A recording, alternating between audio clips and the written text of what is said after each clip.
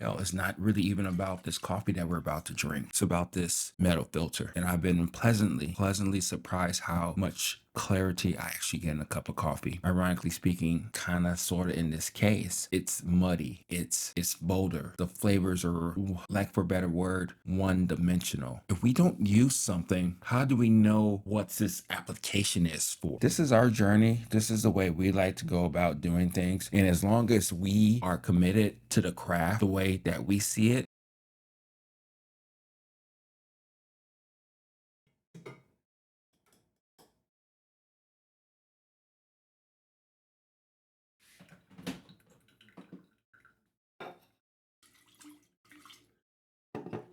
we live, we live, we live right now. And we're doing pretty good right now.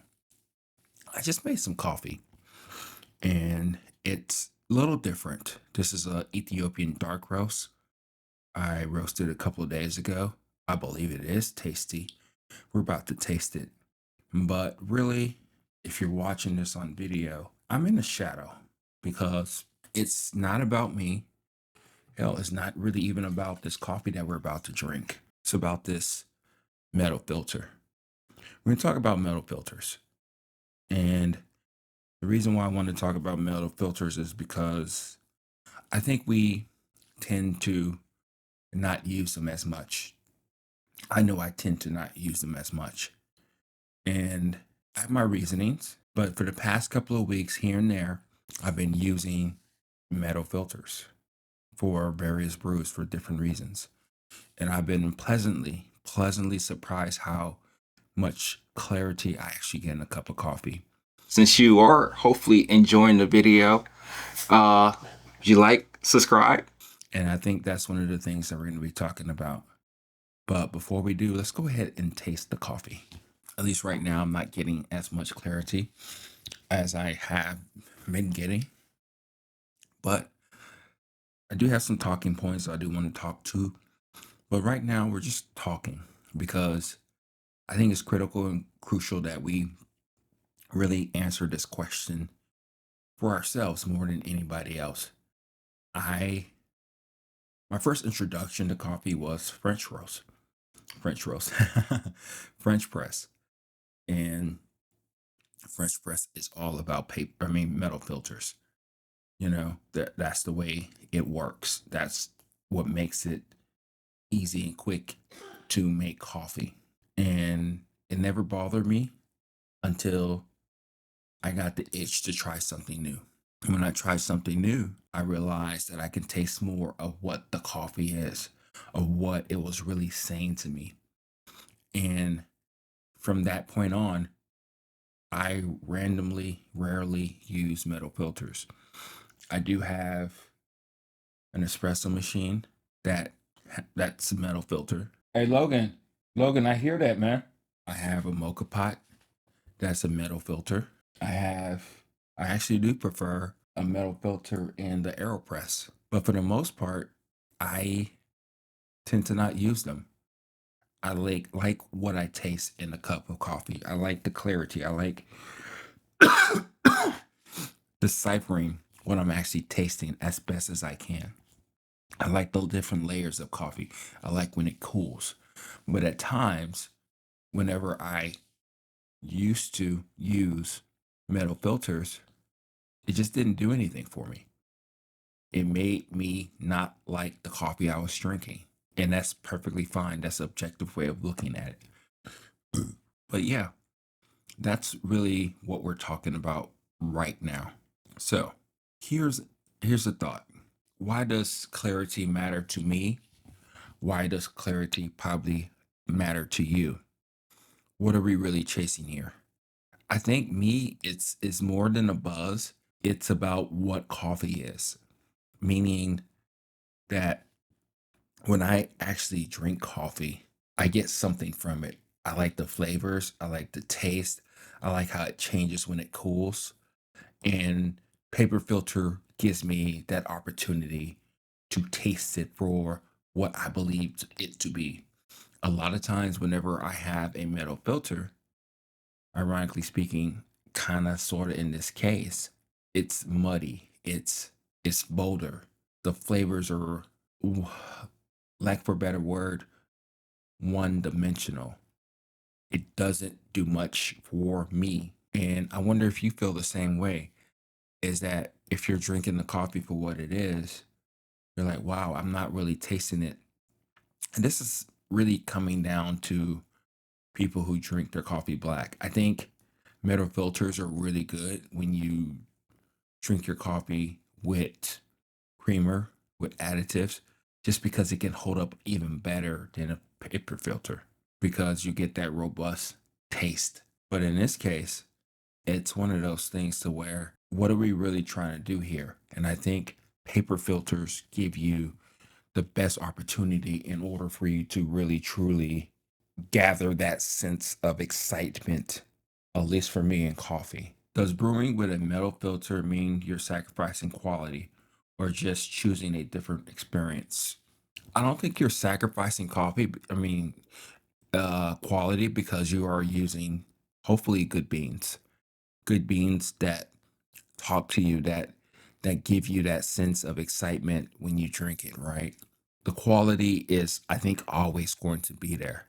The sense of quality or understanding what quality is, that could be lost a little bit just because you're not really tasting more so the essence of it. Everything tastes the same, and it can. Probably I'm not putting it in this right cup. Let's try that out too. But I think that's what people get a lot of times when they're drinking coffee. And this is mainly on the whole cusp of drinking your coffee black. If you don't really drink your coffee black, if you add things to it, if you like it that way, you'll probably, I believe, have more of a sense of want and desire for a heavier, full body taste of coffee. And that's what metal filters really truly do for you. So I don't think it's a quality issue. It's just more so like a preference. Like, what do you really care about? But I am going to go down this rabbit hole of figuring out metal filters, figuring out grind sizes, understanding them to the point to where hopefully I just choose one or the other for whatever reason. I think it may depend on the coffee quite a bit, but at the end of the day, it's one of those things it's a tool in our toolbox and we can use it for whatever application that we want to. And I think that's really what we're getting at here. Is like if we don't use something, how do we know what this application is for? And if we don't know what the application is for, then we can't really properly use the tool. And I think that's the biggest thing that I'm getting at is like if we don't use certain things, we don't care about certain things, then even though we may have this big toolbox, that doesn't matter as much just because we're not simply using it for whatever reason. So that's the point that I'm really trying to understand as much as possible is what are we doing here? Why do we like what we like? And you can like what you like and just move on from there. One of the things that I do want to talk about is like who who is the gatekeeper in this whole thing about how you're supposed to use things and enjoy things. I don't know. I don't know if I just say that or people are dictating the way I like or do things. I think to an extent we all answer or gravitate or look to when it comes to this whole craft, this whole science, this whole thing. But I think we do tend to get carried away in letting others dictate how we actually enjoy our cup of coffee. And I am like that too. I admit to that sometimes I get influenced by what I see online, what others are saying. But at the end of the day, for the most part, 95% of the time, we're by ourselves. We're drinking our coffees for ourselves. We're drinking our coffees with our friends, our family. We're drinking it to enjoy it, to like it, to not like it, to drink it with creamer, to drink it whichever way that we want to drink it, it doesn't really matter. But we are drinking it essentially by ourselves, and that's perfectly fine. And we have to realize in all this whole scheme of this versus this, that competition versus this competition, really trying to understand that we're simply in this on our own. As much as I would like to say this is a community, I believe it is. I believe it's turning out to be one. But at the end of the day, each and every day, you are drinking your coffee by yourself. You are enjoying your coffee the way it is. And that's perfectly fine. That is what it is. And it's one of those things to where I have to realize is that we're just humans. We're just people who like what we like. We gravitate to what we do. But I think the biggest thing that I'm really trying to say here is that it's not really so much about a metal filter is better than a paper filter or vice versa.